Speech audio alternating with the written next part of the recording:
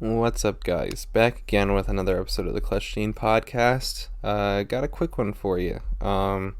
Just short little episode on my thoughts on the Anthony Davis making the top 75 players of all time, according to the NBA 75th anniversary team. I hope you guys enjoy, and here we go.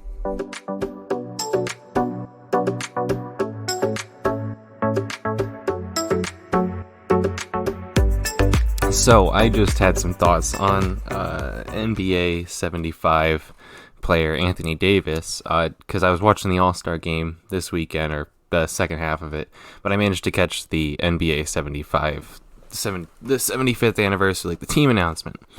And one player that stuck out to me the most was Anthony Davis, and when I saw him on there, I was like, is that real? Has he done enough in his career to make this sort of team? And look, he's obviously got the NBA championship and everything, but I think the argument I'm going to make today is that I think Anthony Davis operates on his potential more than he does the actual product on the floor. Little late with this. I did record it a couple days ago. Didn't like how it came out, and I decided I'd rather put out something good than try to be first on it, because that's not what we're trying to do here. No one cares if I'm first on this take or not. But yeah, so here we go. Here's the Anthony Davis resume, right? So he's 24, 10 and 2 with 2 blocks, and 2 blocks a game on 51, 30, 80 shooting. So 51% from the field, 30 from 3, 80 from the free throw line. Obviously made the 75th anniversary team, 8-time All-Star, 4-time All-NBA, 4-time All-Defense. That's 2 first and 2 second teams. 3-time block champ, and obviously the 2020 NBA championship, where he won it with the Lakers and LeBron. I don't know if that's a NBA 75 resume. And look, so I looked up the players that didn't make the NBA 75, the biggest snubs, and obviously you got like Dwight Howard on there, and there's a case to be made for him. I think Tony Parker was on there, Manu Ginobili, Klay Thompson, obviously. Tracy McGrady was on there, and I think he's probably got the best case for how is he not on the NBA 75. Tracy McGrady at his peak, these are his stats. He's 26, 6, and 5 on 43, 34, 75 shooting, and was the best player on a pretty good Rockets team in the mid-2000s. I don't know. I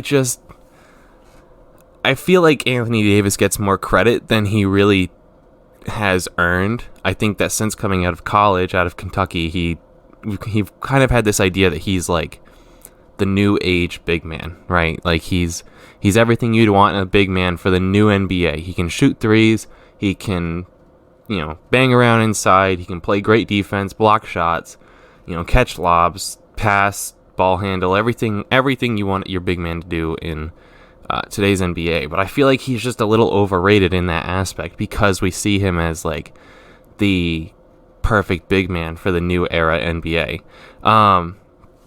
Look, we say he can shoot threes. In his career, he's a 30% three-point shooter. And that's good compared to other big men. That's actually really good in history. But it's not like he's lighting it up, He has the ability to, I guess, wide open three-point shot, he can hit it. But it's not like we're over here saying Anthony Davis is consistently making contested three-pointers. And I get that that's not really what we're asking him to do. Just, be able to hit those open shots, which he does, outside of this year where he's been pretty awful from the three-point line. But that everything you want in a new age big man thing. I'd say there are big men in the league right now I'd rather have over Anthony Davis for a new era big. Joel Embiid comes to mind. Nikola Jokic comes to mind. I'm blanking on any other ones. So, but you get my point. Both Joel Embiid and Nikola Jokic Nikola Jokic didn't make the NBA 75, and I'm not sure if Joel Embiid did. But I think we give Anthony Davis a pass for his New Orleans years, because we say, New Orleans bad teams, what was he ever going to win there? Well, I'm not saying that he was going to win titles in New Orleans, but he had Drew Holiday, who just won a title with Giannis Antetokounmpo in Milwaukee from 2013 to 2019. So essentially his whole time in New Orleans, he had Drew Holiday. Drew averaged 17, 4, and 6 on 46, 35, 77 shooting. In that time, he has one playoff series win, and he has 2 runs. The playoff series win was when they beat the Trailblazers 4-0 and then lost to the Warriors. No real shame in that, right? No real shame in losing to the Warriors. Especially during that time, they were the dynasty and everything like that. But, I mean, these are some other players he's played with. He's played with Drew, he's played with Eric Gordon, and he's played with DeMarcus Cousins. I mean, I know those aren't, like, world beaters. Those aren't, NBA All-Stars. Well, Drew's probably a borderline All-Star, and DeMarcus Cousins at the time was, but I understand that those aren't all-time guys, right? But they're good players, right? At minimum, they're good players. And you have one playoff series win in those years.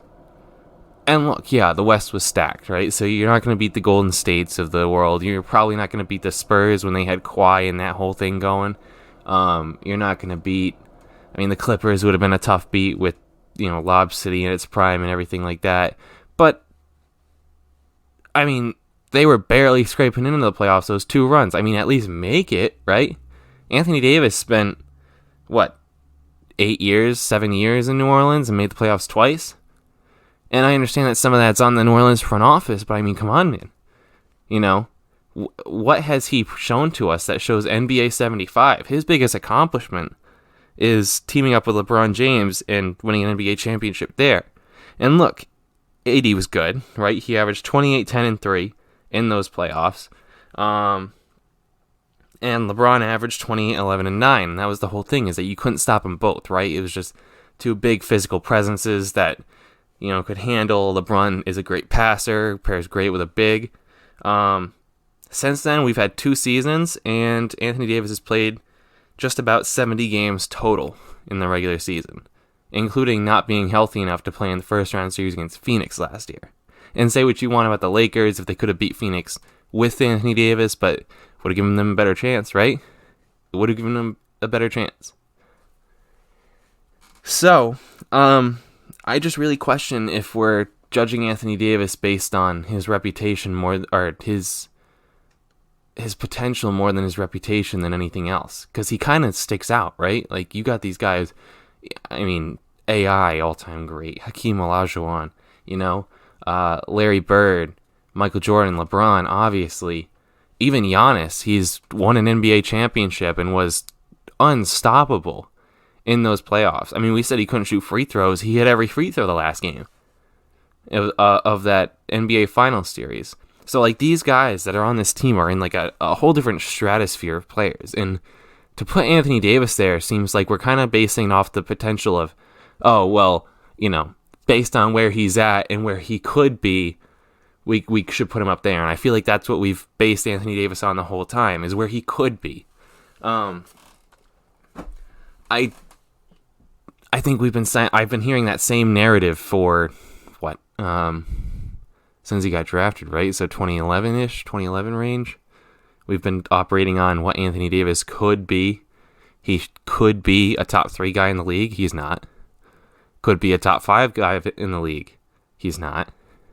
Is he top 10? I don't know. I mean, yeah, probably, but there's definitely an argument to be made for some other guys. I mean, just off the top of my head, you got to keep LeBron in there, right? And Giannis and KD and Joel Embiid and Nikola Jokic. That's 5 right there. Steph's better than him, Would you take Devin Booker over him right now? I probably wouldn't, but there's an argument there. I mean, I'm blanking on a couple others. I'm trying to think of the top teams. Said Giannis. I mean, the guys on Miami, are any of them better than Anthony Davis? When you start factoring injuries and people not being able to stay healthy, Anthony Davis is never healthy. He's played... Let me find this stat. I wrote it down. I wrote it down yesterday when I was doing that version of it. Let me see if I can find it. He has played in over 70 games, I believe, twice in 2 years. So yeah, he has played 65 or more games 4 times in 10 seasons. He's played 70 or more games twice in 10 seasons. He hasn't played more than 70 games, I believe, in 3 years. Let me fact check that real quick. He hasn't played more than... No, I was wrong. He hasn't played more than 70 games since 2018. He hasn't played 65 or more games since 2018. He's only played in 60 or more games in the last 4 years once. He played 62 games his first year in LA when they won the NBA championship. So, like, when he's healthy, sure, you can add him into these conversations, but, like, when is that? When is he healthy? Like I said, he's been to the playoffs 4 times, 2 times with Lakers, 2 times with the Pelicans, and he's been great in the playoffs. His playoff resume is actually one of the best. I mean, he's averaging probably close to 27, 28 points per game in the playoffs.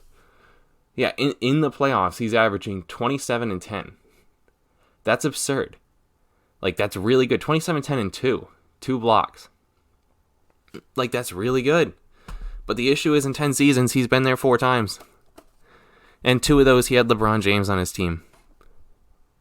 So, this guy's clearly not capable of carrying a team. He's kind of an overrated modern big as, like, for what we want him to, what we think he is. He shot more than 33% from 3 times in his career. He hasn't done that in 2 years. He actually had a stretch there where he was really good from 3, which is 34%, 33%, 33%. But every other year, 29%. I won't count those first couple years in New Orleans because he didn't even shoot 1 per game. 29%, 30%, 26%, 18%. You know, like, this guy, is he capable of it? Sure. But the numbers haven't shown that. He's gotten all the criticisms his whole career for being soft, and now he bulks up this year, I guess, to respond to the soft comments, and then, can't play. Like, just flat out has been bad this year when he's healthy. And again, it's an issue of him not being healthy. So I just look at him and I think, I really question what we're doing with Anthony Davis, because I don't see it. I really don't see it. It's not that I don't see that he's talented. He's obviously talented. Like, you'd be an idiot to say otherwise. But to place him in the top 75 players of all time, I know we all have our opinions on Dwight. Dwight brought a team to the finals in his prime. And was his prime short? Yeah. But he brought a team to the finals. He beat LeBron to get to the finals. Like, Dwight's done it before, at least in his prime. And I'm not saying that Dwight's more skilled than Anthony Davis, because I think that argument's not even close. But is it possible we just have this really skilled guy who isn't really all there when you need him to be? Like, is it possible that that's what we're dealing with? Super, super talented guy. But just, if your goal is to win championships, he can't be your 1. Can he be your 2? Sure. But gotta stay healthy during it.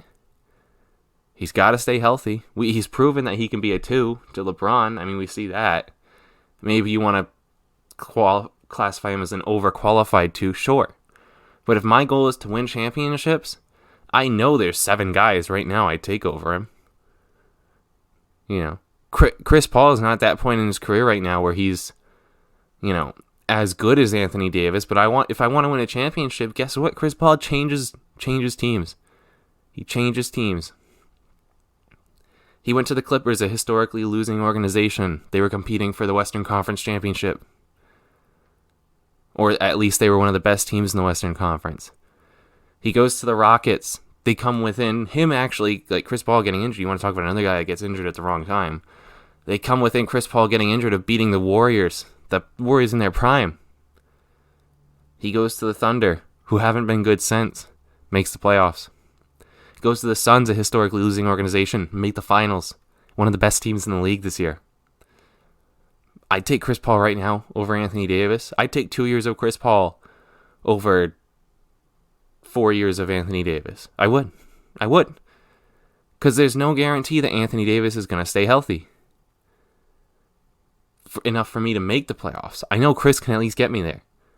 Chris is going to instill a culture that at least gets me to the playoffs. And then from there, we'll see if he stays healthy. Anthony Davis, I don't even know if he's going to be healthy to make the playoffs. If I don't have good to great players around him, can he even bring me to the playoffs when healthy? Not sure.